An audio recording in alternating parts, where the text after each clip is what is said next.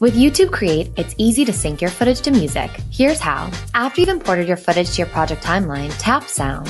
Here, you can access the YouTube audio library to add the perfect soundtrack to your video or short. These tracks are free of charge and copyright safe.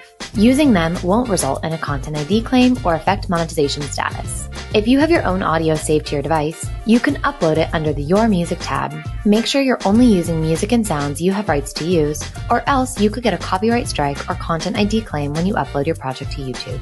After you've chosen and added a music track, tap Find Beats. YouTube Create will then analyze the song and display auto-generated markers to show you where the beats are. You can adjust the duration of each clip to end or begin where these markers are by dragging the handles on either side, or by tapping the scissors icon to split the clip right on the beat. This will help you sync up your footage to the beats in the song. Here's how that would look.